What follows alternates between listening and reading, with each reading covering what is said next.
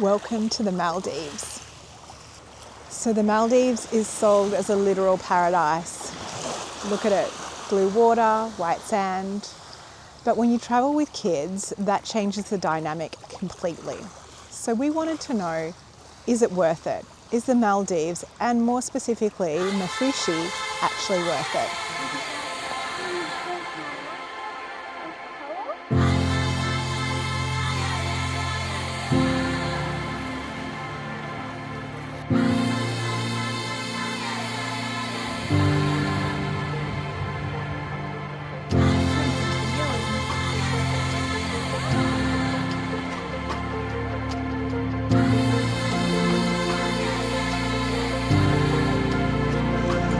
Good morning from Maafushi.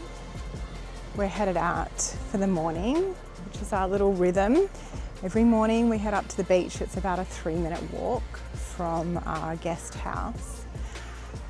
So we thought we'd bring you along this morning and take you on a little tour of the island and just show you what's been working, what maybe hasn't worked so well, and the parts of the island that we've fallen in love with, and the parts that maybe we could take or leave.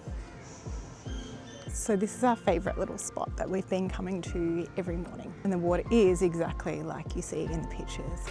Beautiful turquoise, glassy water, white sand. Now, for those of you that don't know anything about the Maldives, and I knew very little before we arrived here, it is an Islamic country. So most of the local islands of which we're on, Maafushi, will have designated bikini beaches, and they're the only places that you can wear sort of regular Western swimwear.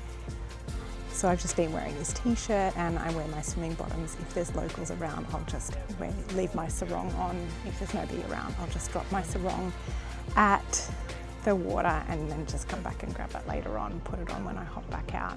So it's not a problem. Wayne just wears a rashie, and fern swimmers are very modest anyway. And the water here is so much nicer than at the Bikini beach. The Bikini beach is crowded. I'll take you and show you, but it's just definitely not our vibe at all. So as far as beaches for little children, this one is absolutely perfect. At the time of the year that we're here, the tide has been out of a morning, and so there's so many little shallow spots for Fern to play and to swim. She's got a little life vest so she can kind of go out into the deeper water without us holding her, and that feels really nice for her to be able to do that independently. In the morning time there's very little current, so it's really safe. Of an evening time the tide has been in and there is a bit more of a strong current. I wouldn't say it's dangerous, but definitely something to watch with smaller children. But the water is exactly as it looks in the pictures, and the sand is so white. And we've just spent hours upon hours here in the mornings just watching the hermit crabs in the sand, and there are so many beautiful little shells and corals, and it's ignited for her so many questions about how things work, about coral, about the ocean. We've had so many beautiful conversations and spent time researching things, and it's just ignited so much curiosity and imagination for her, which has been really beautiful to see unfold. And the mornings here are actually very quiet because it's Ramadan. There's not many locals around of a morning time. There's a few little kids have just come to play now. You can hear them in the background. And it's just simplicity at its finest. There's another little place just slightly around the corner. It's like a minute walk from here, which we'll show you later, where there's some trees and some swings, and Fern's been playing there as well. So I'll take you and show you that in a minute. Just been talking to our beautiful friend here. He took us out snorkeling the other day on my birthday, and he's just the sweetest man.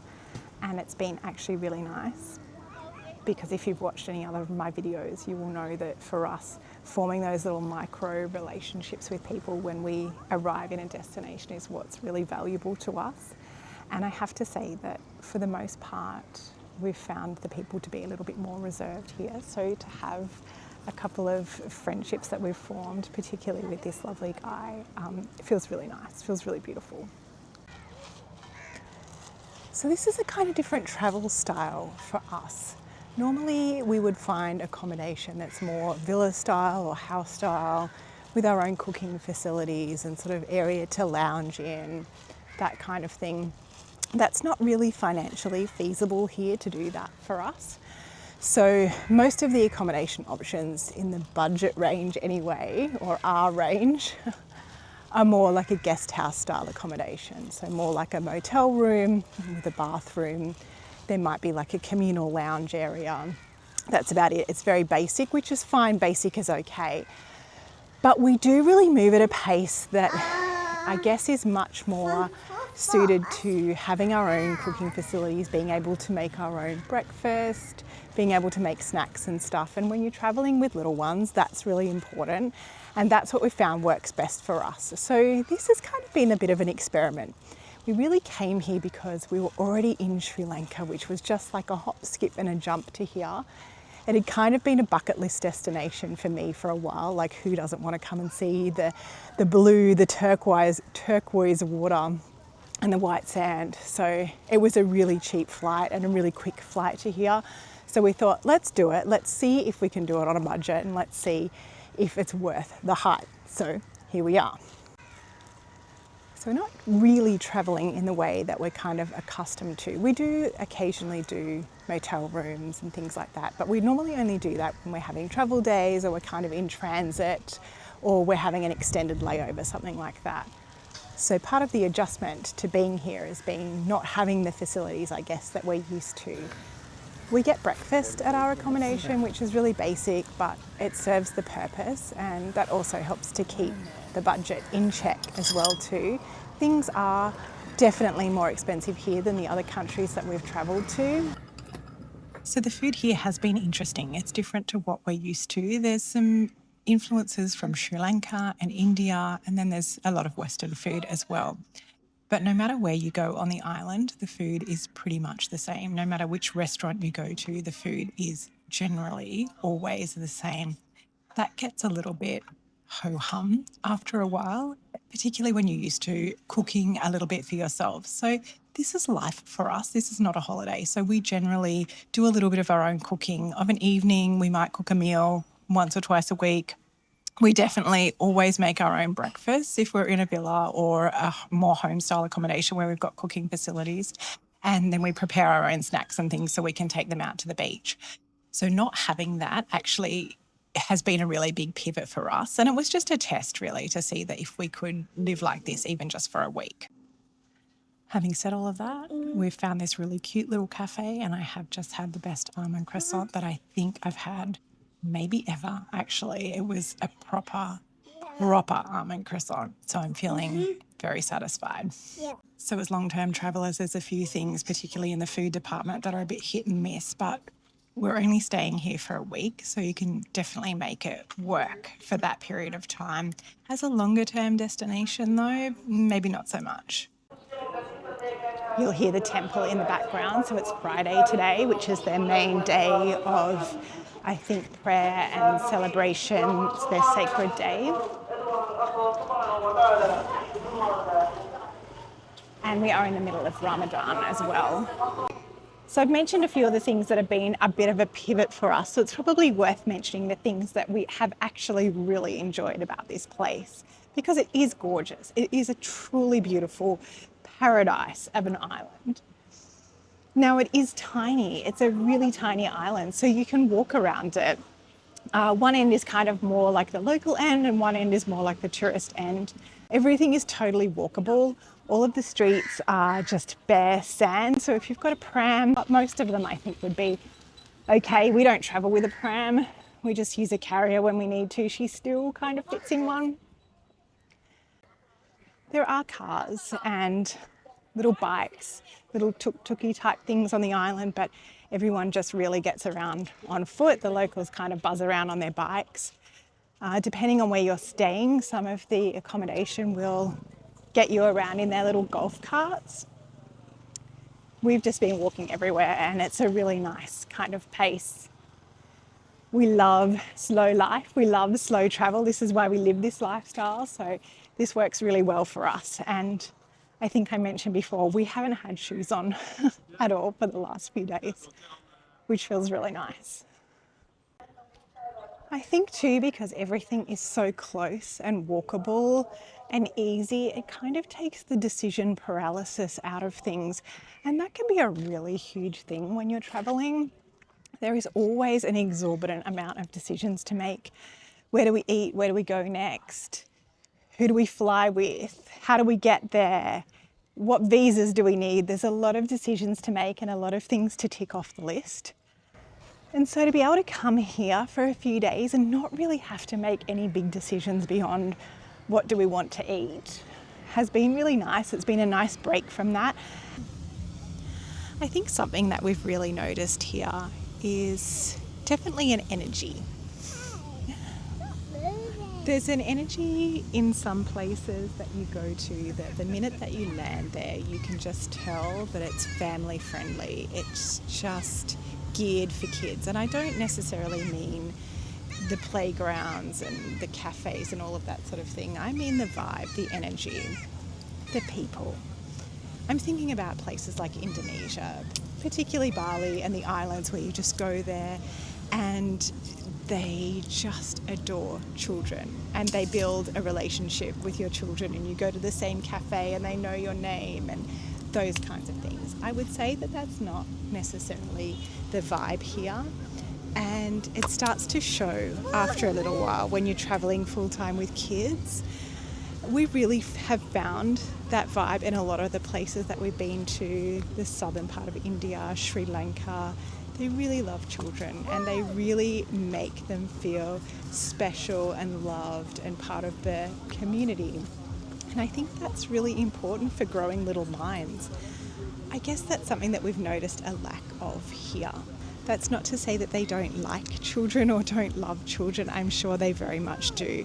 But it's just a different vibe, a different energy than in other parts. So overall, I'm glad for this experience. I'm glad that we seized the opportunity while we're in Sri Lanka to come.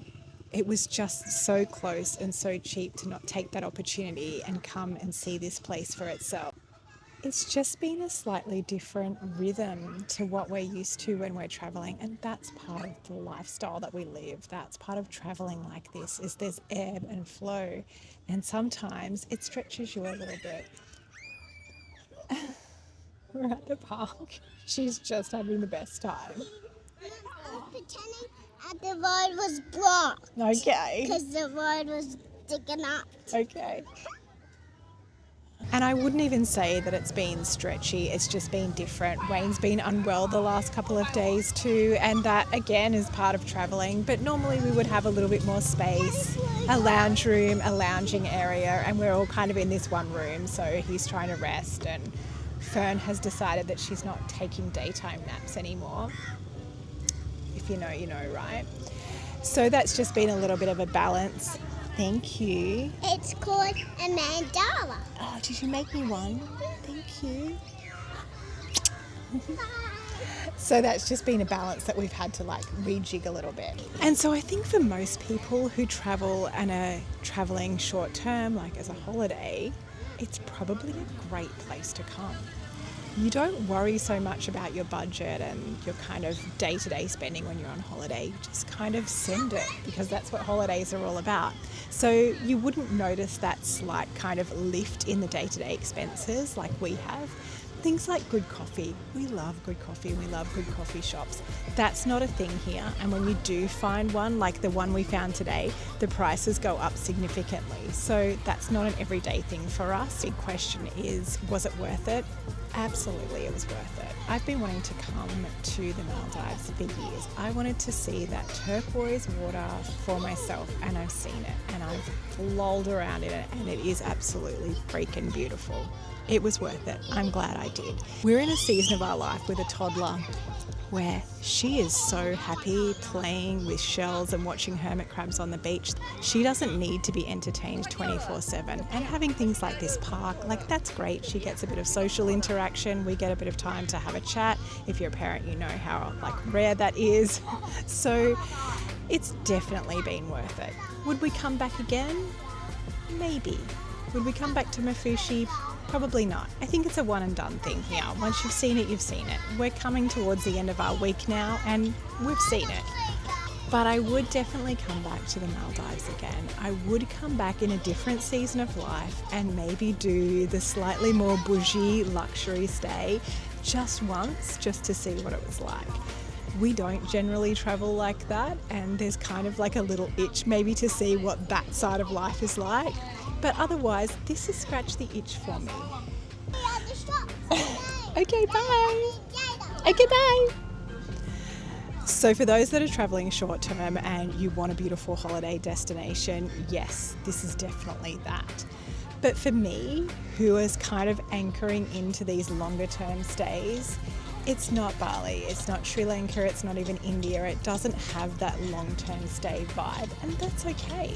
I actually didn't expect that it would. We came, we saw, we experienced it. And I think from Fern's perspective, she's had the best time ever because, like I said, she's in her season of life where all of this is expanding possibilities for her. We've ignited so many conversations about how sand's made, what coral actually is, all of these little micro moments that have just built her growth and her imagination beyond what I thought was possible at this age.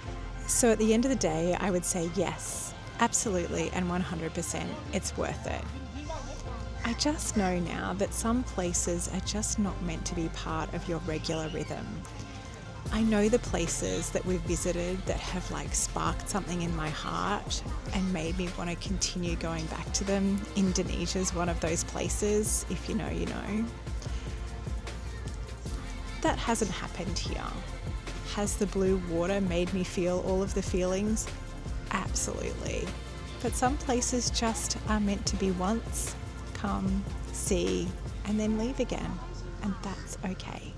If you have any questions about the Maldives, about Maafushi in particular, drop it in the comments section below and I'll do my best to answer those questions for you. And if you've liked this video and got something from it, and you're thinking about planning a trip to Maafushi, let me know. Please like, subscribe, do all of the things that help this tiny little channel to grow so we can continue on this adventure and share it with you.